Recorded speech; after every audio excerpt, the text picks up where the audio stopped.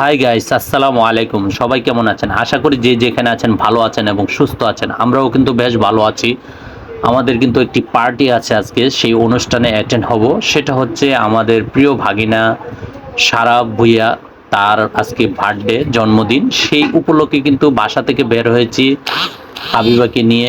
তো হাবিবা কিন্তু ঘুরতে পারলে এমনিতেই খুশি, তো সে বেশ খুশি। আমরা চলে আসলাম একটি কেকের দোকানে। কেক নেওয়ার প্রস্তুতি চলছে এবং অলরেডি কেক নিয়েছি। কিন্তু ফার্স্ট যে ভাইটি শারাফের নাম এবং হ্যাপি বার্থডে লিখতে চেষ্টা করতেছে, উনি আসলে ততটা এক্সপার্ট নয়, আমরা বুঝতে পারলাম। কিন্তু দ্বিতীয় পার্টে কিন্তু অন্য একটি ভাই আয়শা লেখার চেষ্টা করতেছে। সেই ফাঁকে কিন্তু আমার মেয়ে হাবিবা কিন্তু আপনারা দেখতে পাচ্ছেন যে সে খুব চঞ্চল, খুব খুশি, হ্যাপি, চতুর্দিকে ঘুরছে এবং দেখছে যে পরিবেশটা তার কাছে খুবই সুইটেবল মনে হচ্ছে। কারণ এমনিতেও ঢাকা শহরের দোকানগুলা কিন্তু খুব পরিপাটি থাকে এবং খুব সাজানো গোছানো থাকে। সব মিলিয়ে কিন্তু তার কাছে অসাধারণ লাগছে। সে কিন্তু সে এই ফাঁকে কিন্তু তার কলার পোটলা নিয়ে কিন্তু চলে যাচ্ছিল।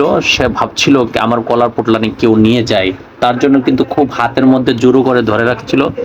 তো যাই হোক, তাকে আমি চেয়ারে বসিয়ে দিলাম, আপনারা দেখতে পারলেন। এইভাবে কিন্তু খুবই সে চঞ্চলভাবে কিন্তু সময়টা পার করছিল। আর আমরা কিন্তু এদিকে ওয়েট করতেছিলাম যে আমাদের কাঙ্ক্ষিত কেকটি কখন হাতে পাবো। লেখা টিকা শেষ হওয়ার পরে অলরেডি আশা করতেছি সেই এক্সপার্ট বাইটি কিন্তু লেখা কমপ্লিট করে নিচ্ছে। ওনার লেখার আসলে অভ্যস্ত মনে হচ্ছে ভালো, কারণ উনি খুবই দ্রুত কিন্তু কমপ্লিট করে দিবে আমাদেরকে। তো এইভাবে কিন্তু আমরা অপেক্ষা করছিলাম। ভাইটি কিন্তু সাধ্যমতো চেষ্টা করছে তার হাতের কাজগুলো শেষ করার জন্য, এবং অবশেষে আমরা দেখতে পেলাম যে উনি কাজ কিন্তু কমপ্লিট করে ফেলেছে। তো যাই হোক, আমরা এইভাবে কিন্তু ওনার ফুল প্যাকেজের কাজ শেষ করার পরে কিন্তু হাতে নেওয়ার অপেক্ষায়। তো লাস্ট আমরা টাকা দিয়ে ফেললাম। এখন টাকা দিয়ে কিন্তু আমরা অপেক্ষা করছিলাম কখন আমাদেরকে প্যাকেট করে গুছিয়ে দিবে এবং আমরা চলে যাব কিন্তু সেই বাসার উদ্দেশ্যে। তো হাবিবা কিন্তু খুবই আনন্দ এবং উল্লাসের সহিত কিন্তু সে ঘুরছিল। তো অবশেষে হাতে প্যাকেট পেলাম এবং আমরা কিন্তু রওনা দিব হাবিবাকে নিয়ে। বর্তমান পরিস্থিতি কিন্তু জানেন, আমরা হাঁটছি কিন্তু প্রচণ্ড গরম। প্রচণ্ড গরমে কিন্তু মানুষের দুর্বিষহ জীবন চলছে, বিশেষ করে ঢাকার বাইরে সব জায়গাতেই। তারপরেও কিন্তু আলহামদুলিল্লাহ যে অবস্থায় আছে, আমরা শুকরিয়া আদায় করি আল্লাহর কাছে যে আসলে রোদ বৃষ্টি সবই আল্লাহ পাকের ইচ্ছা। তো সব শেষে কিন্তু আমরা শারাফের বাসায় চলে আসলাম। গেটে কিছুটা সময় অপেক্ষা করতেছি। বাসায় এসে কিন্তু হাবিবা অনেক হ্যাপি। শারাফকে পেয়ে সে কিন্তু নাচতেছে, লাফাচ্ছে, খুবই খুবই এক্সাইটেড যে এতটাই হ্যাপি হয়েছে। এবং অলরেডি শারাফের গাড়িও পেয়ে গেছে। সেই গাড়িতে প্রথম উঠতে গিয়ে একটু ভয় পাচ্ছিল, কিন্তু পরবর্তীতে যখন আমি পিছনে ধরে একটু হেল্প করছিলাম তখন তো সে মহা খুশি। গাড়ি নিয়ে সে বারবার চাচ্ছিল যে আমি তাকে নিয়ে পিছনে একবার টানি আবার সামনের দিকে নিয়ে আসি। খুবই খুবই হ্যাপি সে। তো যাই হোক, কিছুটা সময় কিন্তু তাকে নিয়ে আনন্দের মধ্যেই ছিলাম এবং সেও খুবই হ্যাপি ছিল যে গাড়ির মধ্যে উঠতে পেরে। তো এদিক দিয়ে কিন্তু সারাফও কান্না করতেছিল সে তার গাড়িতে উঠছে কেন।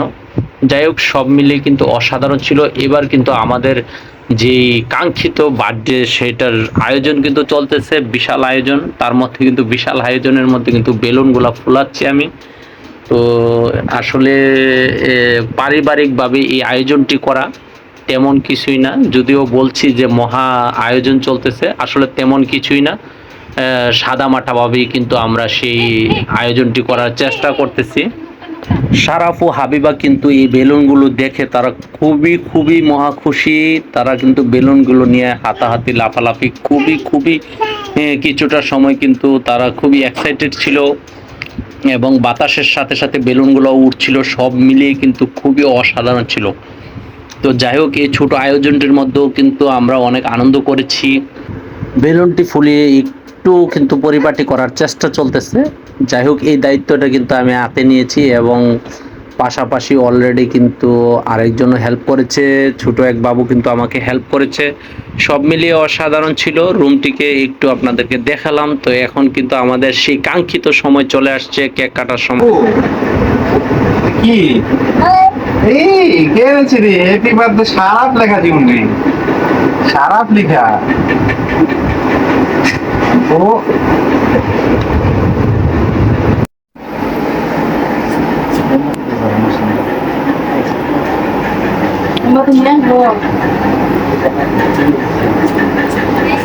আমি আমি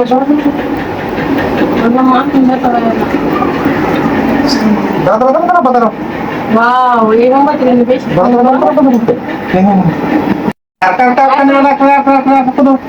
Ayo puto. ফুটো ফুটো ফুটো Puto ani na. Happy birthday to you Sara আপু কাটো কাটো কাটো কাটো আপু কাটো Siya boss. তালি দাও সবাই তালি দাও তালি দাও তালি দাও তালি দাও। ওয়াও নাইস এই যে আব্বা কেটেছি। Happy birthday to you. খুশি। সারা খুশি রে, সারা খুশি, সারা খুশি। তোলো তোলো তোলো। এই যে এটা আপু ধরো, এটা ধরো, এটা ছেড়ে দাও, এটা নাও, তোমার আম্মুকে খাওয়াই দাও, এটা দাও। Na din.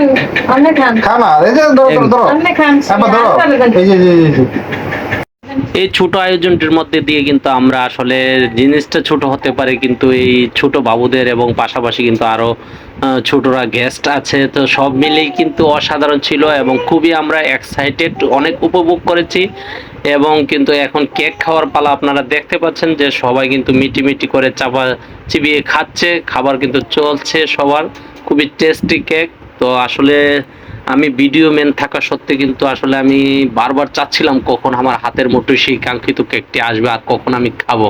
মুহূর্তটা কিন্তু দারুণ উপভোগ করছি, আসলে সবাই খাচ্ছে দেখছিলাম এবং সবাইকে ভিডিও করছি, সব মিলে কিন্তু ভালোই লাগছিল।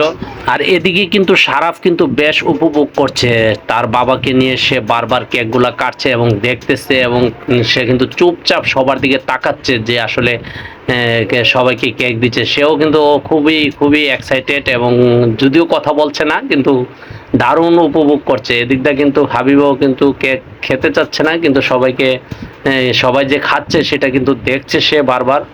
খুবই অসাধারণ অসাধারণ মুহূর্ত, খুবই ভালো লাগার একটি মুহূর্ত।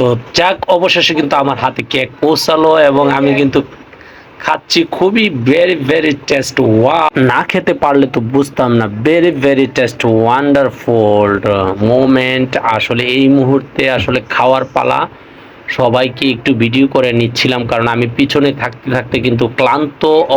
অবশেষে কিন্তু আমরা লাস্ট ফিনিশিং এর পর্যায়ে পৌঁছে গিয়েছি, এখন হচ্ছে রাতের খাবার খেয়ে নিচ্ছি আমরা সবাই। সব মিলিয়ে কিন্তু আয়োজনটা ছিল চমৎকার। তো সবাই সবার জায়গায় ভালো থাকবেন, সুস্থ থাকবেন এবং এই ধরনের ছোটদের বিনোদন দেওয়ার জন্য আসলে কিন্তু বেশি টাকার প্রয়োজন নেই, চাইলেই সুন্দর একটি মুহূর্ত পার করা